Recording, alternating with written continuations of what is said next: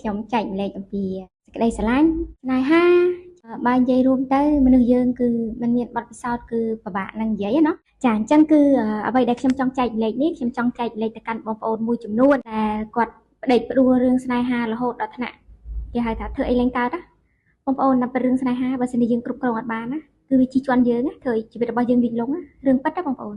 អាចនឹងខាត់បងបើសិនជាយើងបដៅខ្លួនទៅលើស្នេហានឹងពេកអាចនឹងខាត់បងការងារតូចធំអាចនឹងខាត់ទាំងអស់ហើយបានខ្ញុំនិយាយចឹងឯងដោយសារខ្ញុំមានបទពិសោធន៍ជាមួយមិត្តភ័ក្តិចាមានក្រុមហ៊ុនគឺបាត់ទៅទាំងអស់ដោយសារអីគឺលងលើជាមួយនឹងស្នេហាហ្នឹងណាប៉ុន្តែឥឡូវមនុស្សដល់ពេលមានបទពិសោធន៍ចឹងគឺអត់ងាយបើកចិត្តឲ្យអ្នកណាទេចា10ឆ្នាំហើយក៏មិនទាន់បើកចិត្តឲ្យអ្នកណាដែរដោយសារអីមនុស្សដែលបើមិនថាមិនមុតឈឺខ្លាំងទេជីវិតនេះគឺមិនរឹងមាំបងប្អូនចានេះគឺនិយាយការពិតហើយអ្វីដែលខ្ញុំចង់ចែកម្លែកទៅកាន់បងប្អូននេះខ្ញុំចង់ឲ្យបងប្អូនកែតម្រូវកន្លែងនេះបើសិនបើបងប្អូនណាមានចំណុចដូចខ្ញុំបាននិយាយបងប្អូនកែតម្រូវខ្លួនឯងត្រង់ថានៅពេលបងប្អូនកំពុងតែខូចចិត្តរឿងអីមួយមិនថាស្នេហាឬក៏មិនថារឿងអ្វីផ្សេងៗទេនៅពេលបងប្អូនខូចចិត្តបងប្អូនត្រូវចាំឲ្យជាប់ក្នុងចិត្តថាបងប្អូនកុំទៅស្ដាប់រឿងដែលកើតទុកបងប្អូនកុំទៅស្ដាប់ចម្រៀងណាដែលកើតទុកបើមិនចឹងទេបងប្អូននឹងស្រូបទាញរឿងទុកសោកទាំងឡាយទាំងពួងនឹងបងប្អូនតន់ខ្ញុំនិយាយអញ្ចឹងនៅពេលយើងមានទុកមានបញ្ហាអីក៏ដោយបងប្អូនត្រូវតែរៀនទៅសេពគប់អ្វីដែលល្អល្អធ្វើឲ្យជីវិតយើងមិនទុកបងប្អូនតន់ខ្ញុំនិយាយចាដូចជាយើងធម្មតាមនុស្សដែលកំពុងតែមានទុកគឺចូលចិត្តស្រូបទាញតែរឿងណាដែលលំបាកដល់ខ្លួនទេបងប្អូនរឿងលំបាកដល់ខ្លួនបែបណាឧទាហរណ៍ថាបើខូចចិត្តរឿងស្នេហាគឺតែឆ្វែងរកតែបត់ដែលកំសត់ដែលឈឺចាប់ដែលក្បត់ដែលផាត់ដែលអីផ្សេងសពបែបយ៉ាងហ្នឹងមកស្ដាប់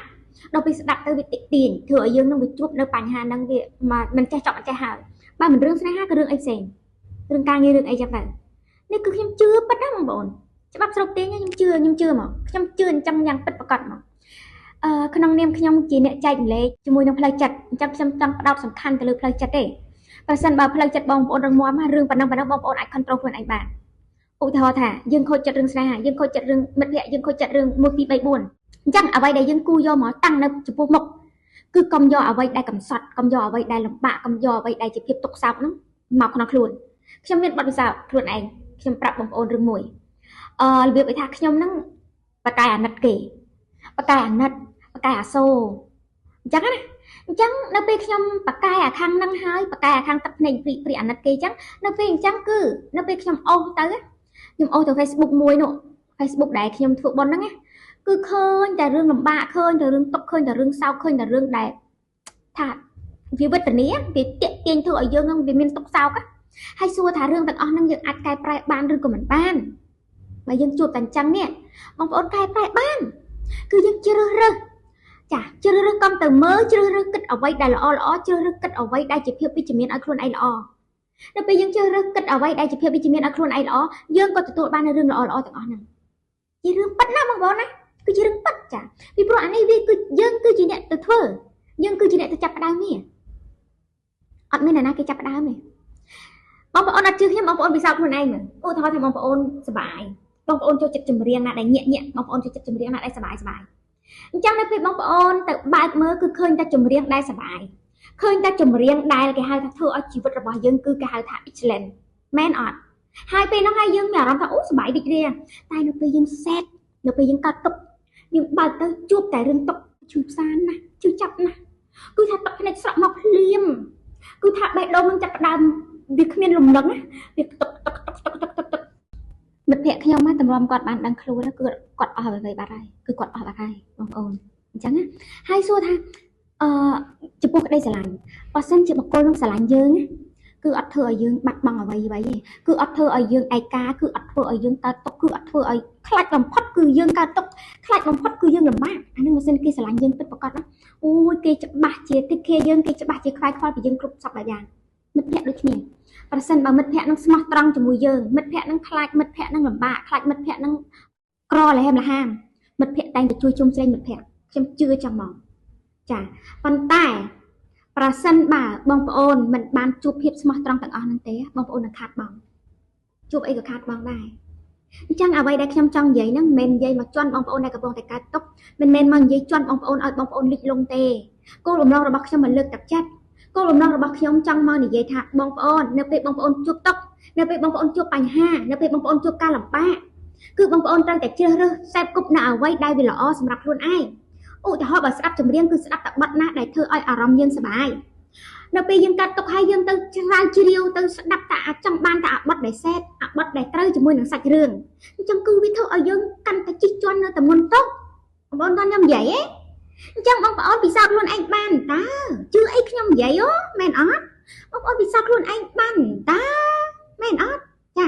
អញ្ចឹងសុទ្ធតែអាចពិសោធន៍ខ្លួនឯងបានទាំងអស់មិនអាចជឿអ្នកណាបានទេសម័យហ្នឹង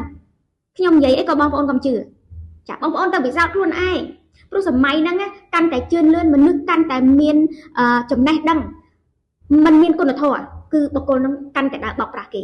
ហើយអ្នកដែលតូចទៀតនឹងឯងគឺជាអ្នកចាញ់បោកបុគ្គលដែលមានចំណេះដឹងខ្ពង់ខ្ពស់ដែលមួយចំនួនដែលចាំតែយកចំណេះហ្នឹងទៅបោកអ្នកដែលគេហៅថាសុទ្ធខ្សោយជាងយើងចានេះគឺជាគោលបំណងដែលខ្ញុំចង់ចែកម្លែកបងប្អូនទៅលើចំណុចហ្នឹងអញ្ចឹងខ្ញុំចង់ឲ្យបងប្អូនងាកមកពិចារណានៅអ្វីដែលខ្ញុំបាននិយាយហើយវាល្អសម្រាប់ខ្លួនឯងទេចាចំពោះខ្ញុំវិញគឺខ្ញុំតែងតែទាញការគិតខ្លួនឯងតែងតែទាញចិត្តខ្លួនឯងហើយសួរថាសុកហ្នឹងខ្ញុំរឹងមាំបានមកពីដើមមានអត់ទេគឺយើងត្រូវតែរៀនអំពីខ្លួនឯងចារៀនអំពីទុកខ្លួនឯងរៀនអំពីការលំបាកខ្លួនឯងរៀនអំពីភាពសោកស្ដាយរបស់ខ្លួនឯងរៀនអំពីការខកចិត្តរបស់ខ្លួនឯងរៀនអំពីជីវិតរបស់ខ្លួនឯងដែលជួបមកជាមួយនឹងយើងវារស់នៅជាមួយយើងប្រចាំថ្ងៃ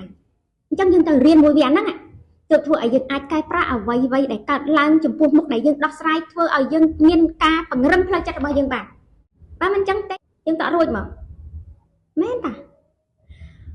គ្រាន់តែយើងជួបបទពិសោធន៍មួយយើងក៏ចាប់ផ្ដើមរៀនយើងក៏ចាប់ផ្ដើមគិតថាអូមកមួយទៀតគ្រូមកបង្រៀនខ្ញុំមួយទៀតបទពិសោធន៍ណាគ្រូមកបង្រៀនខ្ញុំមួយទៀតហើយដូច្នេះហើយយកអាហ្នឹងធ្វើជាគ្រូហើយសប្តាហ៍ថ្ងៃនេះបងប្អូនខ្ញុំអត់សូវដែលមើលរឿងអីបើក Facebook អីបើក YouTube អីអត់ដែលឃើញរឿងណាដែលធ្វើឲ្យយើងកើតទុក្ខអត់ដែលទៅជួបរឿងណាដែលធ្វើឲ្យយើងកំសត់អត់ដែលឃើញទៅជួបរឿងណាដែលធ្វើឲ្យយើងលំបាកទេហើយដោយសារអីព្រោះយើងតាំងចិត្តថាយើងមិនទៅស្រូបទាញរឿងទាំងអស់ហ្នឹងទេហ្នឹងដោយសារអីយើងកំពុងតែសេពគប់នឹងបញ្ចុកចំណីដែលល្អឲ្យខ្លួនរបស់យើងបញ្ចុកចំណីដែលល្អឲ្យភាពវិជ្ជមានដល់ខ្លួនរបស់យើងគេហៅថាយកអ្វីដែលជាវិជ្ជមានមកចិញ្ចឹមរាងកាយរបស់យើងអ្វីដែលល្អបែបហ្នឹងឯងអញ្ចឹងសួរថាបងប្អូនចង់ឲ្យខ្លួនយើងមានទុកបងប្អូនព្រមអត់ព្រមដោះលែងខ្លួនឯងមិនទៅស្រូបទាញរឿងដែលលំបាកនឹងមកដាក់ក្នុងខ្លួនអត់ចាំបងប្អូនទៅគិតអញ្ចឹងបើសិនជាបងប្អូនមិនព្រមដោះលែងខ្លួនឯងទេបងប្អូននឹងទៅស្រាវជ្រាវរឿងដែលលំបាកយកមកដាក់ក្នុងខ្លួនឯង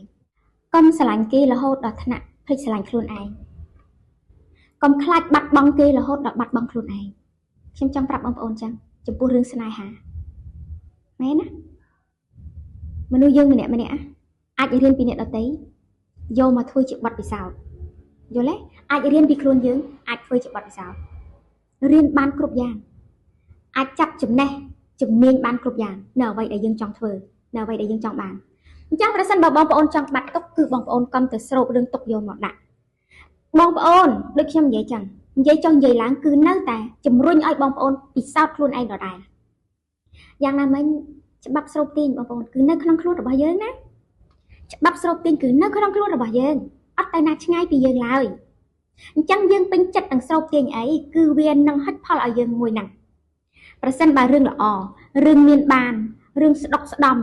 រឿងភាពសប្បាយរីករាយរៀងយូរបន្តិចប្រសិនបើយើងទុកយូរប្រសិនបើយើងទុកច្រើនតែប្រសិនបើបងប្អូនទុកបែបម៉ូទុកបែបតិចបងប្អូនស្រូបទាញរឿងល្អគឺមកលឿនយ៉ាងណាមិញខ្ញុំចង់ឧទាហរណ៍ចេះដូចខោអាវរបស់បងប្អូនចឹងអាវសប្រសិនបើប្រឡាក់យូរគឺបងប្អូនដុសអត់ជ្រះទេមានន័យថាវាកាន់នៅហ្នឹងឯងអញ្ចឹងយើងព្យាយាមដុសវាម្ដងបន្តិច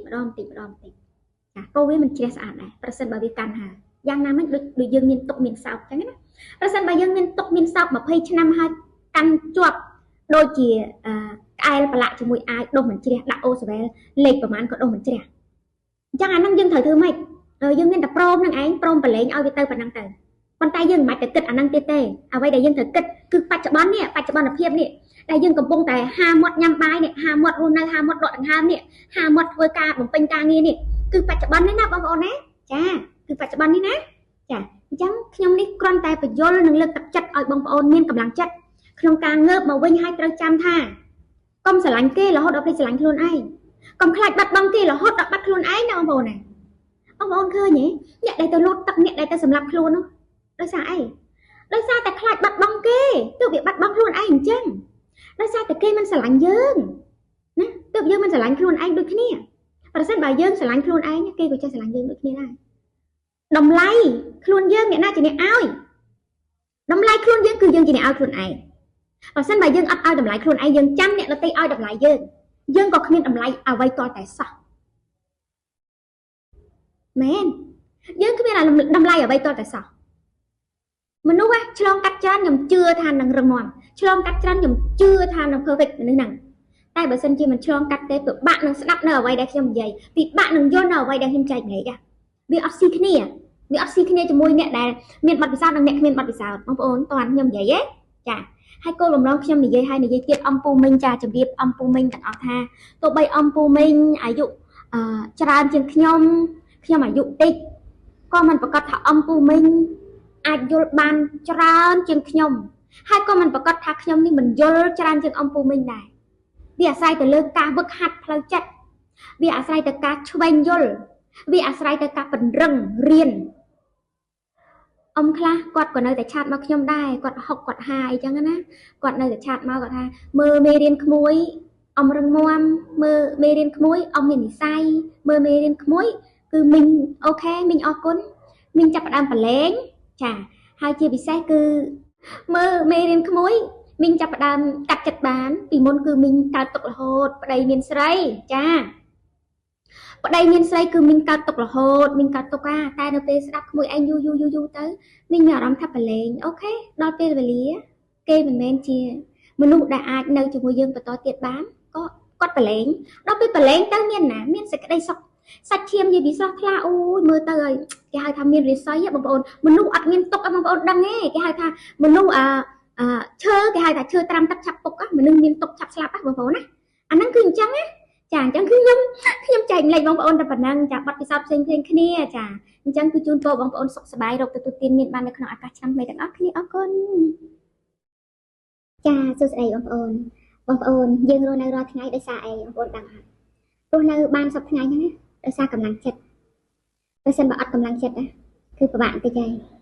អញ្ចឹងហើយសម័យនេះគឺជាសម័យដែលពោពេញទៅដោយគេហៅថាបច្ចេកវិទ្យាទំនើបហើយអ្វីដែលជាពិសេសគឺជាសម័យប្រព័ន្ធ AI អាចធ្វើអ្វីក៏បានអញ្ចឹងគឺប្រព័ន្ធគឺចាប់ផ្ដើមមានការផ្លាស់ប្ដូរបង្រែបង្រួលទៅដោយសារមនុស្សមែនអត់បងប្អូនដោយសារមនុស្សឆ្លាតណាអញ្ចឹងប្រសិនបើប្រព័ន្ធទាំងអស់ហ្នឹងវាទំនើបហើយអញ្ចឹងយើងត្រូវធ្វើម៉េចយើងត្រូវតែអភិវឌ្ឍចាស់ខ្លួនយើងឲ្យបានទំនើបចាគិតអ្វីដែលជាបច្ចុប្បន្នកុំគិតអ្វីដែលជាអនាគតប្រសិនបើបងប្អូនគិតអ្វីដែលជាអនាគតគឺបច្ចុប្បន្នបងប្អូនធ្វើអីអត់ចេញទេតែប្រសិនបើបងប្អូនគិតតែពីបច្ចុប្បន្នអនាគតបងប្អូននឹងឃើញពន្លឺ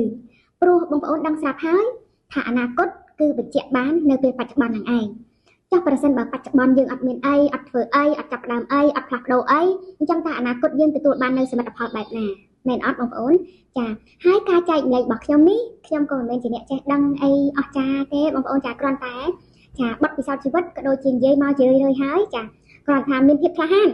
ខ្ញុំមានភាពក្លាហានក្នុងការចែកម្លែកទៅកាន់បងប្អូនតែប៉ុណ្្នឹងទេហើយមិនមែនថាបងប្អូនដែលគាត់អត់ចែកម្លែកមានន័យថាគាត់មិនក្លាហានទេក្លាហានដូចគ្នាគ្រាន់ថាជាជំរឿនរបស់មនុស្សយើងម្នាក់ចំពោះខ្ញុំគឺជំរឿនរបស់ខ្ញុំគឺខ្ញុំចង់ចែកម្លែកអញ្ចឹងណាបងប្អូនណាចាគឺខ្ញុំចង់ចែកម្លែកអញ្ចឹងទៅកាន់បងប្អូនចាអញ្ចឹងគឺសម្រាប់បទពិសោធន៍ជីវិតមានគ្រប់គ្នាតិចច្រើនទៅតាមនៅហេតុហើយនឹងផលទៅតាមកម្មហើយនឹងពីនិយាយកម្មហើយពីទៀតណាបងប្អូនណាចាកម្មដោយសារអីកម្មដោយសារទង្វើរបស់យើងនឹងឯងមានកម្មដោយសារអីទេចាអញ្ចឹងអ្វីដែលខ្ញុំចង់ចែកម្លែកបងប្អូននេះគឺខ្ញុំចង់និយាយថា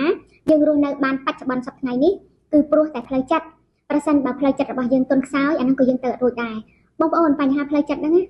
បើមិនឆ្លងកាត់ឲ្យខ្លាំងទេអត់ដឹងថាបញ្ហាផ្លូវចិត្តហ្នឹងវាកម្រិតណាទេមិនថាអ្នកមានអ្នកក្រអ្នកល្អអ្នកអាក្រក់ត្រូវការផ្លូវចិត្តត្រូវការកម្លាំងចិត្តគ្រប់គ្នាមែនទេបងប្អូនមិនថាក្មេងចាស់ប្រុសស្រីគ្រប់វ័យត្រូវការកម្លាំងចិត្តជាពិសេសបងប្អូនឃើញទេបងក្មេងតិចតួចនៅពេលយើងបញ្ចូលអូឆ្លាតអូបកាអូធ្វើបានទៀតនឹងប្រឹងធ្វើហើយកូននឹងប្រឹងធ្វើកូនក្មេងនឹងប្រឹងធ្វើនៅពេលយើងបញ្ចូលអ្វីមួយនឹងហើយគឺជាកម្លាំងចិត្តហើយបូករួមជាមួយនឹងគេហៅថាការលើកទឹកចិត្តផងដែរឬក៏យើងនិយាយថាបើមានកូនណាកូនយើងរៀនខ្សោយឬក៏កូនយើងខ្លាចគេ dương chia mà đái ở bốc chả có này dây cả căn côn bạn lực chặt cụ thọ thật đi côn phải lòng mình cho ấy chân côn phải lòng thẹ dương chia ở bốc mà đái từ dọc bẹt đông từ prá từ dọc bẹt đông từ lực chặt thà con thưa cho miên đi mình ban con thưa năm đi mình bán con thưa khai đi mình bán khai cáo con là thưa ban mà chưa bà chưa ở bốc chưa mà đái chưa thà con thưa ban và to tiệt nhé bông ôn đang nghĩ nơi pe na đại dương lực chặt con bạn níคือcon miên cầm làng mền ót bông ônចាអញ្ចឹងបានខ្ញុំចង់ប្រាប់បងប្អូនថាកម្លាំងចិត្តគឺពិតជាសំខាន់សម្រាប់យើងគ្រប់គ្នាมันអាចអត់សំខាន់បានទេគឺត្រូវតែសំខាន់ណាកម្លាំងចិត្តណាបងប្អូនណាចាសូម្បីតែយើងក៏ដូចគ្នាដែរឧទាហរណ៍ថាដូចយើងប្រឹងបម្រើការងារនៅក្រុមហ៊ុនណាមួយទៅលើការងារអ្វីមួយដែលយើងប្រឹងធ្វើហ្នឹងណាប្រសិនបើមានមេមានកោយមកសរសើរយើងថាយើងធ្វើបានល្អអនាគតច្បាស់ជាល្អព្រោះការងារនេះធ្វើដោយយកចិត្តទុកដាក់ធ្វើដោយក្តីស្រឡាញ់ប៉ុណ្ណឹងហើយបន្តិចទៀតគឺនឹងទទួលបាននៅការតម្លើងនៃប្រាក់ខែមែនអត់បងប្អូនតម្លើងនៃប្រាក់ខែហើយនឹងការលើកទឹកចិត្តអ្វីផ្សេងទៀតយើងច្បាស់ជាមានកម្លាំងណាយើងច្បាស់ជាមានកម្លាំងប្រឹងធ្វើតទៀតអានេះហើយគឺជាកម្លាំងចិត្តណាបងប្អូនណាចាហើយបើសិនបើមួយវិញទៀតប្រសិនបើយើងប្រឹងធ្វើចាប្រឹងធ្វើអស់ពីសមត្ថភាពធ្វើការងារប្រឹងធ្វើខ្លាំងណាស់ចាស្រាប់តែមានមេមិនលើកទឹកចិត្តមានមេមកជន់កលិចធ្វើការប៉ុណ្ណឹងធ្វើមិនហើយធ្វើការប៉ុណ្ណឹងធ្វើដដែលធ្វើការប៉ុណ្ណឹងធ្វើមិនដែលបានល្អនៅតែដដែលដូចឃើញអភិវឌ្ឍនាសោះយើងច្បាស់ជាបាក់ទឹកចិត្តមែនអត់បងប្អូនចានេះបានខ្ញុំចង់និយាយថាកម្លាំងចិត្តគឺសំខាន់ណាអញ្ចឹងបានរាល់ពេលដែលមានបញ្ហាឬក៏មានអ្វីដែលកើតឡើងចំពោះខ្ញុំផ្ទាល់ខ្ញុំមិនដែលទៅជន់កលិចអ្នកណាខ្ញុំមិនដែលទៅបន្ទុកបដាក់ឬក៏ឲ្យអ្នកណាម្នាក់រងសម្ពាធហើយបើសិនបើមានរឿងអីក៏ខ្ញុំមិនដែលឲ្យអ្នកណាដឹងអំពីរឿងរ៉ាវរបស់ខ្ញុំឲ្យគេឮនៅភាពអវិជ្ជមានអ្វីមួយដែលកើតឡើងចំពោះខ្ញុំនិយាយទៅកាន់អ្នកដទៃឬក៏ទៅប្រាប់អ្នកដទៃគឺខ្ញុំអត់និយាយខ្ញុំអត់ឲ្យគេដឹងបងប្អូនហើយហេតុអីបានខ្ញុំគិតថា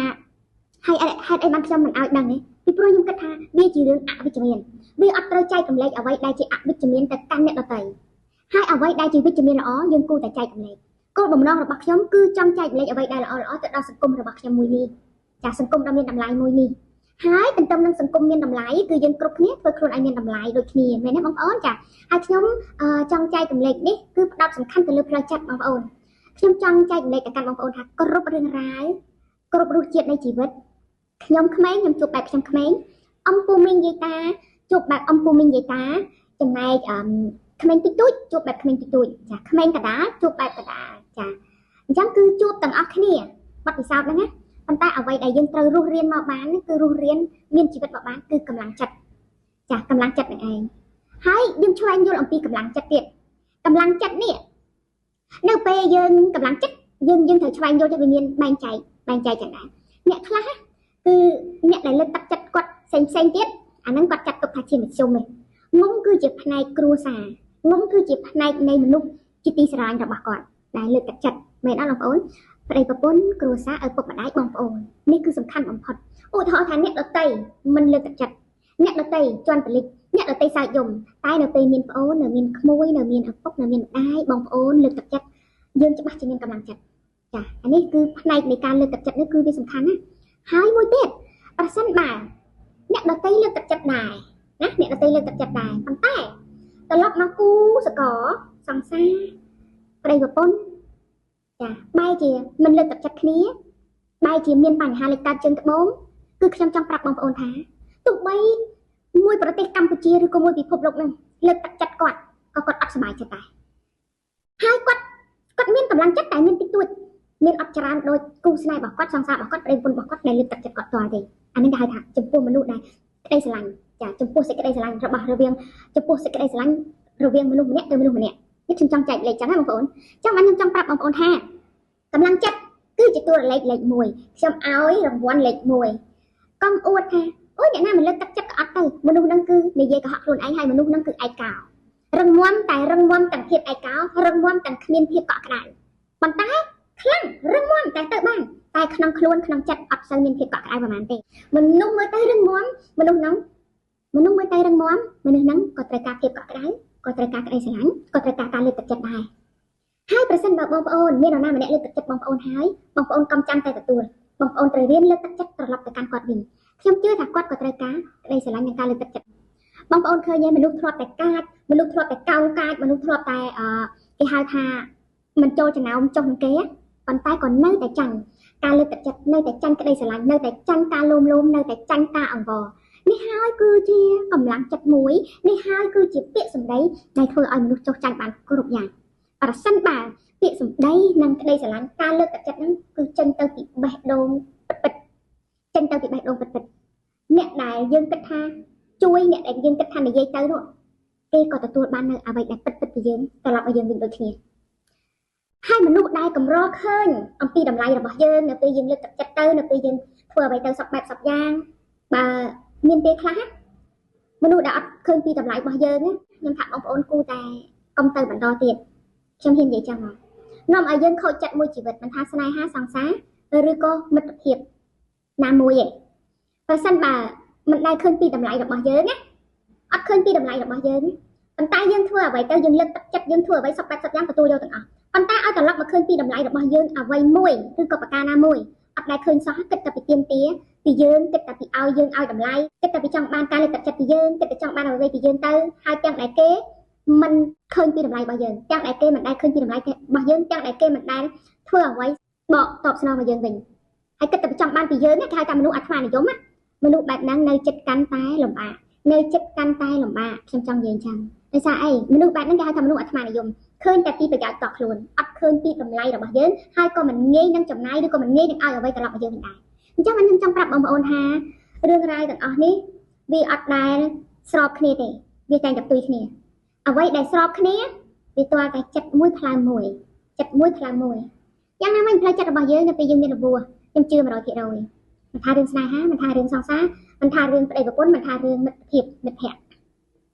ប្រសិនបើយើងអាចដើរស្របគ្នាបានយើងអាចដើរទៅស្របជាមួយគ្នាចេះបានលុះត្រាតែចិត្តគំនិតដូចគ្នាអាចបន្តនៅជាមួយគ្នាបានអាចបន្តការរាប់អានគ្នាបានតែប្រសិនបើមួយជាទេវតាមួយទៀតជាខ្មោចឬក៏មួយទៀតជាព្រាយមួយទៀតជាបិសាចមិនអាចនៅជាមួយនឹងមនុស្សមិនអាចនៅជាមួយនឹងទេវតាបានទេវាតើតែទេវតានៅជាមួយទេវតាមនុស្សនៅជាមួយមនុស្សខ្មោចនៅជាមួយខ្មោចខ្មោចក៏មិនប្រកាសថានៅជាមួយខ្មោចបានដែរវាតើតែខ្មោចហ្នឹងខូចដូចគ្នាទើបនៅជាមួយគ្នាបើមិនជាខ្មោចហ្នឹងល្អនៅជាមួយខ្មោចល្អខ្មោចកាន់សិលនៅជាមួយខ្មោចកាន់សិលព្រាយកាន់សិលនៅជាមួយព្រាយកាន់សិលគឺនៅត្រូវគ្នាតែបើមិនជាមួយទៀតព្រាយដើរតែធ្វើបាបគេដើរតែស៊ីរបស់ឆៅរបស់កំរុងអីផ្សេងអាហ្នឹងមានន័យថាมันអាចមកនៅជាមួយព្រាយកាន់សិលដែលហូបបួសហើយមិនធ្វើបាបអ្នកដទៃបានទេគឺវាអញ្ចឹងណាបងប្អូនអញ្ចឹងយ៉ាងណាមិញឲ្យយើងចេះខ្លឹងខ្លែងកន្លែងនេះទៅយើងរៀនបលែងទៅយ៉ាងណាមិញអ្នកខូចចិត្តក្តីអ្នកកាត់ទុកក្តីក៏អាចបែងចែកក៏អាចខ្លឹងខ្លែងបានជាមួយនឹងចាការដែលយើងអប់រំចិត្តនិងឆ្វេងយល់អំពីការលើកទឹកចិត្តដូចគ្នាហើយនឹងត្រូវការកម្លាំងចិត្តដូចគ្នាយើងឆ្វេងយល់ហើយយើងរៀនព្រមទៅថ្ងៃយើងរៀនព្រមហើយបើសិនជាយើងអាចយល់ពីកម្មពីផលពីកម្មពេលវេលាទៀតអានឹងយើងរឹតតែស្រួលក្នុងការរៀនអំពីការអប់រំចិត្តតែប្រសិនបើយើងមិនយល់អំពីកម្មផលទេយើងគិតតែចង់បានអីអានឹងវាត្រូវការពេលវេលាយូរសួរថាធ្វើបានអត់ធ្វើបានតែវាត្រូវការពេលវេលាយូរត្រូវការពេលវេលាយូរឲ្យយើងឆ្វេងយល់អំពីខ្លួនឯងឆ្វេងយល់អំពីអ្វីផ្សេង1 2 3 4ទៅតទៅទៀតចាអញ្ចឹងការចែកម្លែករបស់ខ្ញុំនេះទៅកាន់បងប្អូនគឺមានតែប៉ុណ្្នឹងទេកុំឲ្យវែងពេកហើយមុននឹងបងប្អូនគិតអីធ្វើអីចូលបងប្អូនគិតថាយើងប្រព្រឹត្តអ្វីទៅវានឹងតបស្នងរឿងទាំងអស់នោះមកលើយើងវិញតែយើងគួរតែប្រព្រឹត្តអ្វីទៅដោយបែបណាល្អឬអាក្រក់អញ្ចឹងគឺបងប្អូនមានសិទ្ធិក្នុងការជ្រើសរើសក្នុងការគិតយកមកដាក់ក្នុងជីវិតរបស់យើងយករបស់ស្អុយឬក៏យករបស់ក្អូបអរគុណច្រើនសូមជម្រាបលាជូនពរជួបគ្នានៅវីដេអូក្រោយអរគុណ Hello សួស្តីបងប្អូនទាំងអស់គ្នាខ្ញុំនិយាយរឿងច្បាប់ស្រូបទាញតិចណាបងប្អូនចំណាំមើលប្រសិនបើបងប្អូនគិតអីឬក៏ប្រសិនជាបងប្អូនណាឃើញអ្វីដែលល្អហើយបងប្អូនមានអារម្មណ៍ថាដូចជាជាប់ចិត្តឬមានអារម្មណ៍ថាចូលចិត្តល្អហើយមួយទៀតល្អដែរតែបងប្អូនមើលទៅតែអត់ចូលចិត្តទេមិនមែនអាក្រក់ទេល្អដូចគ្នាតែចំណង់ចំណូលចិត្តមានការរើសចាអញ្ចឹងច្បាប់ស្រូបទាញដូចគ្នាអត់អាចគិតថាអូឲ្យតែគិតល្អធ្វើល្អហើយយើងស្រូបបានទាំងអស់ទេអាស្រ័យទៅលើកម្លាំងនៃការឆក់នៃការស្រូបអាស្រ័យទៅលើការស្រឡាញ់នោះការចូលចិត្តនោះតើវាដួតអស់ពីចិត្តទេតើគិតអស់ពីចិត្តទេចាអញ្ចឹងបងប្អូនអាហ្នឹងគឺអញ្ចឹងណាចាអញ្ចឹងគឺមុននឹងចូលដល់ប្រធានបទអញ្ចឹងបងប្អូនជួយចុច Subscribe YouTube របស់ខ្ញុំផងហើយជួយ like អរគុណច្រើនបងប្អូនណាទុកជាមុនចាអញ្ចឹងថ្ងៃនេះប្រធានបទខ្ញុំនិយាយអំពីការគិតចាការសមាសម័យខ្ញុំនិយាយរឿងការសមាសម័យសិនប្រសិនបើបងប្អូនសមាសម័យឃើញអ្វីមួយ ហើយបងប្អូនមានអារម្មណ៍ថាមានសេចក្តីសុខអត់មានទុក្ខអត់មានកង្វល់អត់មានភ័យអត់មានព្រួយគឺថាឲ្យតែយើងចាប់ផ្ដើមសម័យហើយគឺយើងមានក្តីសុខមានន័យថាបងប្អូននឹងស្រូបទាញបានមករយៈពេលឆាប់ហ្នឹងណាបើសិនបើបងប្អូនគិតសម័យហើយបងប្អូនមានក្តីសុខបងប្អូននឹងមានរំភើបបងប្អូនបៀបញាប់ញ័រអាហ្នឹងគឺបងប្អូនប្រើច្បាប់ស្រូបទាញឆាប់បានតែប្រសិនបើបងប្អូនមានក្តីសម័យហើយសម័យចោលសម័យដូចសមោលសម័យចោលអត់មានធ្វើអត់មានអនុវត្តអ្វីតតែសោះក៏អត់ទទួលបានដែរអញ្ចឹងណាចាអញ្ចឹងប្រសិនបើបងប្អូនសម័យហើយបងប្អូនមានក្តីសុខហើយបងប្អូនចាប់ផ្ដើមអនុវត្តធ្វើជាមួយអាក្តីសម័យហ្នឹងណាឬក៏ក្តីសម័យអីផ្សេងដែលយើងមិនអាចធ្វើបានទេប៉ុន្តែបងប្អូនត្រូវចាំថាវាខំជាប់ហើយវាថត់ជាប់ហើយអញ្ចឹងយើងអត់ដឹងថាវាមកដល់ថ្ងៃណាទេអាសម័យដែលយើងសម័យចោលហ្នឹងណាសម័យចោលសម័យដែលមានក្តីសុខសម័យដែលអត់គិតសម័យដែលឲ្យយើងសុបាយបំផ្លែតហើយយើងប្រឡែងចោលអត់ចាប់អារម្មណ៍ណាមានន័យថាយើងថត់ទុកហើយថ្ងៃណាមួយវានឹងមកដល់ប៉ុន្តែក្តីសម័យមួយទៀតសម័យដែលយើងចង់បានសម័យដែលយើងប្រាថ្នាហើយមានក្តីសុខបងប្អូនអត់យូរអត់ឆាប់ទេទាំងការសម័យទាំងការគិតទាំងការប៉ងរបស់បងប្អូនវានឹងបានឆាប់នៅពេលបងប្អូនចង់ធ្វើរឿងទាំងនោះចង់ចាប់ផ្ដើមរឿងទាំងនោះខ្ញុំហ៊ាននិយាយចាំមកបងប្អូនសាកពិសោធន៍ខ្លួនឯងអត់ជឿខ្ញុំនេះគឺជាច្បាប់ស្រូបទាញអានេះក្តីសម័យបងប្អូននេះក្តីសម័យហ្នឹងហើយមួយទៀតបងប្អូនគិតគិតដូចគ្នាគិតបែបមានក្តីសុខគិតបែបរំភើបគិតបែបសប្បាយគិតបែបថាវារួចរាល់គិតថាវាទទួលបានគិតថាវាអត់មានអីដែលត្រូវរាំងស្ទះវាទទួលបានគ្រប់យ៉ាង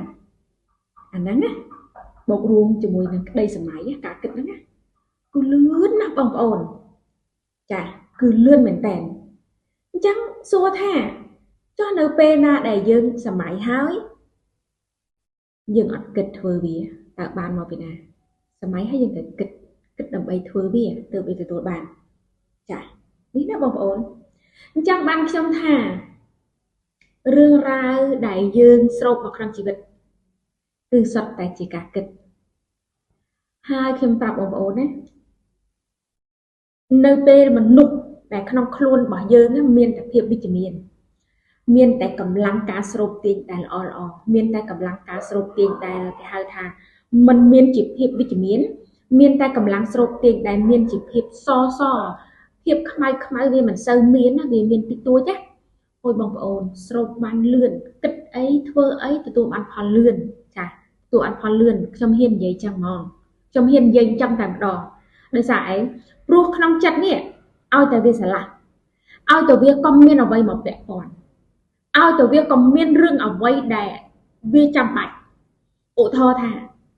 ក្នុងគ្រួសារយើងអត់មានរឿងអីទាំងអស់មានតែសេចក្តីសុខមានតែសេចក្តីសប្បាយមានតែសេចក្តីសុខចម្រើនហើយការសម័យរបស់យើងឆាប់បាននៅអ្វីដែលយើងបងខ្ញុំជឿថានៅពេលបងប្អូនចង់ធ្វើអ្វីមួយបងប្អូនចង់ចាប់ផ្ដើមអ្វីមួយបងប្អូនរំភើបមែនអត់បងប្អូនរំភើបបងប្អូនសប្បាយបងប្អូនមានក្តីសុខឧទាហរណ៍ថាថ្ងៃអាទិត្យនេះខាងមុខនេះខ្ញុំបើកហាងបាយអញ្ចឹងគឺយើងចាប់ផ្ដើមគិតអ្នកខ្លះទៅបែបគិតបែបរៀងភ័យបុកបាក់យ៉ាងម៉េចទេបើកហើយអ្នកខ្លះទៀតបែបសម័យថាបើកហើយនឹងមានភ្ញៀវចូលច្រើនបែបហ្នឹងណាចាគឺប្រកាសជាសំតាមបំណងប៉ុន្តែមុននឹងសំតាមបំណងខ្ញុំចង់ប្រាប់បងប្អូនថាធ្វើម្ហូបឆ្ងាញ់ទេធ្វើហើយមកដល់ភ្ញៀវចូលហើយទាញគ្នាមកទាំងវងទេឬក៏គេចូលញ៉ាំហើយយើងធ្វើអត់ឆ្ងាញ់អាហ្នឹងយើងបើកបានមែនយើងបើកបានចេញជាសមិទ្ធផលតែលទ្ធផលនៅភាពរីកចម្រើនអត់មានសមិទ្ធផលមានលទ្ធផលនៅភាពរីកចម្រើនអត់មានចាអាហ្នឹងក៏វាពិបាកដែរអញ្ចឹងមុននឹងធ្វើអ្វីមួយខ្ញុំជឿហើយថាបងប្អូននឹងធ្វើនឹងប្រយ័ត្នប្រយែងគ្រប់ជ្រុងជ្រោយនៃជីវិតជាពិសេសអ្នកដែលមានបទពិសោធន៍ក្នុងការរស់ស៊ីដួលមួយនៅមួយអញ្ចឹងខ្ញុំជឿថាក្រោយមកច្បាស់ជាពង្រឹង ចាច្បាស់ជាពង្រឹងនៃចំណងច្បាស់ជាពង្រឹងនៃការគិតច្បាស់ជាពង្រឹងគ្រប់យ៉ាងទាំងអស់ដែលចាប់ផ្ដើមធ្វើឲ្យមានការភ្លៀងភ្លាត់និយាយពីបទពិសោធន៍ជីវិតមួយនេះអញ្ចឹងបានខ្ញុំចង់និយាយប្រាប់បងប្អូនថាមនុស្សយើងរឹងមាំមកបានមានសេចក្តីសុខបានគឺសុទ្ធតែឆ្លងកាត់ពីរឿងរ៉ាវទាំងអស់នោះមកចាពីរឿងរ៉ាវទម្រាំនឹងមានសេចក្តីសុខបានគឺឆ្លងកាត់នៃការទុក្ខចាទម្រាំនឹងរីកចម្រើនបានគឺឆ្លងកាត់ដោយភាពបរាជ័យមែនអត់បងប្អូនចុះបើសិនជាយើងជួបនៅរឿងរ៉ាវដែលបរាជ័យហើយយើងមិនព្រមបន្តទៀតយើងឈប់មានន័យថាយើងបរាជ័យដដែលយើងកំពុងតែបរាជ័យហើយយើងអត់ព្រមធ្វើនៅអ្វីដែលយើងចង់ធ្វើបន្តទៀតនៅអ្វីដែលយើងចង់គិតបន្តទៀតមានន័យថាយើងបរាជ័យតែបើសិនជាយើងជួបនៅការបរាជ័យហើយយើងបន្តដំណើរឬក៏យើងគិតអ្វីដែលជារបងការពារជារនាំងការពារឲ្យយើងប្រុងប្រយ័ត្នរនាំងការពារនិងរបងការពារឲ្យយើងប្រុងប្រយ័ត្នបងប្អូនគឺជាស្អីគឺជារឿងរ៉ាវដែលយើងធ្វើឲ្យផ្លាត់ធ្វើឲ្យខុសធ្វើឲ្យខកធ្វើឲ្យខាតអាហ្នឹងហើយគឺជារបងនឹងរនាំងដែលការពារយើងអត់ឲ្យយើងចាប់ផ្ដើមអ្វីដែលថ្មីមកគឺមានការភ្លៀងភ្លាត់មុនទៀតទេ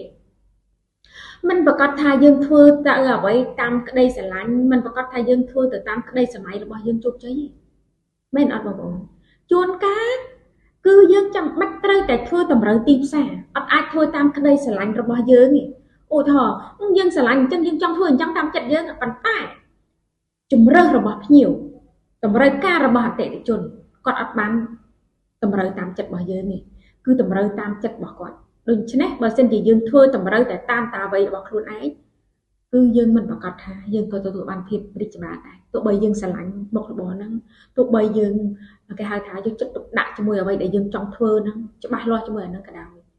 ភាពច្បាស់លាស់គឺសំខាន់ណាស់ប៉ុន្តែបើសិនជាអត់តម្រូវទៅតាមអតិថិជនក៏យើងពិបាកដែរអញ្ចឹងបានថាធ្វើអីក៏ដោយបងប្អូនសុទ្ធតែជួបបទពិសោធន៍នៅក្នុងជីវិតគ្រប់គ្នាទាំងអស់មិនថាគេមិនថាខ្ញុំទេចាខ្ញុំជួបប៉ុណ្ណេះជួនកាលបងប្អូនជួបខ្លាំងជាងខ្ញុំទៀតបងប្អូនរឹងមាំខ្លាំងជាងខ្ញុំទៀតបងប្អូនរីកចម្រើនខ្លាំងជាងខ្ញុំទៀតបងប្អូនបកាយជាងខ្ញុំទៀតមែនអត់បងប្អូនចាអញ្ចឹងយើងបន្តទៅទៀតអញ្ចឹងកាលណាដែលយើងមានជាមួយនឹងក្តីសម័យហើយយើងមានការគិតមែនទេបងប្អូនចាបន្ទាប់មកគឺយើងធ្វើចាគឺយើងធ្វើចាធ្វើនឹងហើយគឺជារបស់ដែលយើងត្រូវប៉ះផ្ទាល់ពាល់ផ្ទាល់ត្រូវផ្ទាល់តែម្ដងប្រសិនបើយើងសម័យបន្ទាប់មកយើងគិតសម័យគិតសម័យគិតសម័យបើសិនជាយើងអត់ធ្វើផ្ទាល់អត់ប៉ះផ្ទាល់យើងអត់ដឹងថាយ៉ាងម៉េចទេមែនទេបងប្អូនយ៉ាងណាវិញខ្ញុំឧទាហរណ៍ដូចជាកំបិតដែលមុតនៅលើខ្លួនរបស់យើងឬក៏របួសដែលកើតនៅលើខ្លួនរបស់យើងអ្នកដទៃឃើញថាយើងមុតតែអត់ដឹងថាយើងឈឺប៉ុណ្ណាមែនអត់ចាប៉ុន្តែខ្លួនយើងផ្ទាល់យើងដឹងថាយើងឈឺកម្រិតណាមែនអត់ត្រីម្ដែងមុតអ្នកដទៃដឹងថាត្រីម្ដែងមុតយើងតែដឹងថាយើងចុកប៉ុណ្ណារ៉េប៉ុន្តែយើងខ្លួនឯងដឹងថាយើងចុកប៉ុណ្ណាអូខេបងប្អូនចាអញ្ចឹងដូចគ្នាក្តីសម័យបើសិនជាសម័យឲ្យគិតយើងអត់ធ្វើស្មើនឹងយើងអត់បានពលត្រូវហើយក្តីសម័យរបស់យើងក៏ដូចគ្នាប្រសិនបើយើងសម័យឲ្យគិតយើងអត់ធ្វើអត់ចាប់ផ្ដើមសោះ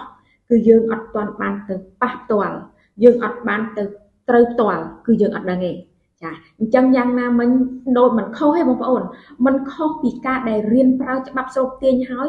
រៀនហើយធ្វើរៀនហើយអនុវត្តបើមិនចឹងយើងអត់ដឹងថាវាបានឬក៏មិនបានទេមែនអត់យ៉ាងណាមិញដូចបងប្អូនចង់ទៅរៀនចប់អស់អាលីងហើយចាចប់មហាវិទ្យាល័យសាកលវិទ្យាល័យចប់បណ្ឌិតអនុបណ្ឌិតរួមទៅគឺចប់អស់ថ្នាក់ចាចប់អស់ថ្នាក់ប៉ុន្តែរៀនណាមិនដែលចេះតែចប់អីបងប្អូនរៀនតតែឈូសសក់អស់រហូតដល់ចាស់និយាយមែនក៏មិនចេះចប់ដែរប៉ុន្តែចង់និយាយថាពីអត្ថន័យដែលយើងរៀនសូត្រអ្វីៗគ្រប់យ៉ាងចប់អស់លីងហើយប៉ុន្តែយើងអត់មានបទពិសោធន៍យើងអត់បានអនុវត្តអាហ្នឹងស្មើនឹងយើងមានតែចំណេះយើងអត់មានជំនាញយើងអត់មានបទពិសោធន៍ដោយសារយើងអត់បានប៉ះផ្ទាល់ត្រូវផ្ទាល់យើងអត់ដឹងថាវាកម្រិតណាទេណាអញ្ចឹងរៀនច្បាប់ស្រូបទាញរៀនឲ្យធ្វើរៀនឲ្យអនុវត្តមានតែការគិតមានតែការសម័យមានតែការអនុវត្តចាមានតែប៉ុណ្ណឹងឯងហើយបន្ទាប់មកទៀតអារឿងដែលគេហៅថាគិតល្អធ្វើល្អអ្វីដែលវិជ្ជមានគ្រប់យ៉ាងគឺមកតាមក្រោយសំខាន់ឲ្យយើងមានក្តីសម័យសិនសំខាន់ឲ្យយើងចាប់ផ្ដើមគិតឲ្យធ្វើវាសិនបន្ទាប់មកយើងចាប់ផ្ដើមបូកជាមួយសេចក្តីល្អភាពវិជ្ជមានភាពគេហៅថាអ្វីដែលធ្វើឲ្យ ឲ្យយើងคล้ายទៅជាមនុស្សដែលគេហៅថាផ្កាទៅខ្ញុំប្រាប់បងប្អូនណាចិត្តមួយនេះស្រូបទាញបានចិត្តមួយនេះគិតបានចិត្តមួយនេះវិជ្ជមានបានល្អដោយសារតែចិត្តមួយនេះល្អចិត្តមួយនេះ clear ចិត្តមួយនេះស្រឡះចិត្តមួយនេះអត់មានចពៈវៈវិនចិត្តមួយនេះអត់មានអ្វីគេហៅថាជាភាពខ្មៅគឺមានតែភាពសចានេះគឺយើងស្រូបទាញគិតអីគឺឆាប់បានចាខ្ញុំនិយាយនេះគឺមានន័យថាខ្ញុំជាអ្នកធ្វើផ្ទាល់ខ្ញុំជាអ្នកប៉ះផ្ទាល់ខ្ញុំជាអ្នកត្រូវផ្ទាល់ហើយបងប្អូនជាអ្នកស្ដាប់អត់ទាន់បានធ្វើមានន័យថាបងប្អូនបានត្រឹមរៀនតែបើសិនជាបងប្អូនអត់អនុវត្តធ្វើគឺបងប្អូនអត់ដឹងថាវាពិតឬក៏ខ្លាំងខ្លាយវាកុហកឬក៏វាជាការពិតមែនអត់បងប្អូនចាអញ្ចឹងអ្វីដែលខ្ញុំចង់ចែកម្លែកបងប្អូនដូចជាខ្ញុំចែកម្លែករឿងរ៉ាវល្អបើសិនជាបងប្អូនចូលមកផ្ទះរបស់ខ្ញុំបងប្អូនមើលទៅវាឃើញតែរឿងល្អឃើញតែភាពវិជ្ជមានឃើញតែការលើកទឹកចិត្តឃើញតែមានកម្លាំងចិត្តអញ្ចឹងបងប្អូនសួរថាបងប្អូនគិតយ៉ាងម៉េចបងប្អូនស្ដាប់ហើយមានន័យថាបងប្អូនចូលតែរឿងវិជ្ជមានបងប្អូនចូលតែរឿងល្អមែនអត់មិនមែនបើសិនជាបងប្អូនទៅស្ដាប់បងប្អូនទៅស្ដាប់គេនិយាយពាក្យសម្ដីគំរោះគំរើយបងប្អូននឹងថតជាប់ហើយបងប្អូននឹងឮពាក្យសម្ដីអត់ព្រោះនឹងនៅក្នុងខួរក្បាលពេលខ្លះបងប្អូនយកទៅនិយាយពេលខ្លះក៏អត់ដឹងខ្លួនឯងក៏និយាយទៅអត់ព្រោះដោយសារយើងទៅឆ្លងអាហ្នឹងតែបើសិនជាយើងទៅកន្លែងណាដែលវិជ្ជមានការនិយាយស្ដីទន់ភ្លន់ស្លូតសុភាពរាបសារលក្ខណៈចរិយាមារយាទល្អយើងមើលហើយក៏ញញឹមយើងមើលហើយមើលទៀតក៏មានអារម្មណ៍ថាវាចង់ដឹកនាំយើងឲ្យទៅទង្វើទាំងអស់ហ្នឹងមែនទេបងប្អូនចាអញ្ចឹងយ៉ាងណាមិញនេះហើយគេហៅថាការស្រូបទាញយើងទៅមើលអ្វីយើងទៅគិតអ្វីគឺវាទាញវាស្រូបអាហ្នឹងមកអញ្ចឹងខ្ញុំចង់ប្រាប់បងប្អូនថានៅពេលបងប្អូនចាប់ផ្ដើមគិត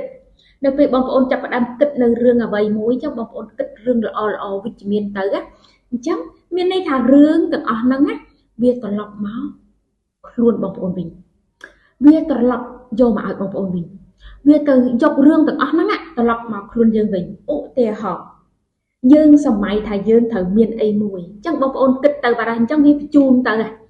អាការគិតរបស់យើងហ្នឹងអារលកព្រៃកង់របស់យើងនៅក្នុងខួរក្បាលរលកទូចរំញក់ដែលយើងមើលឃើញគេហៅថាយកអាកៅយឹតអីយកមកយឹតក៏អត់បានដែរពីព្រោះអាហ្នឹងវាគឺជាសរសៃរលកដូច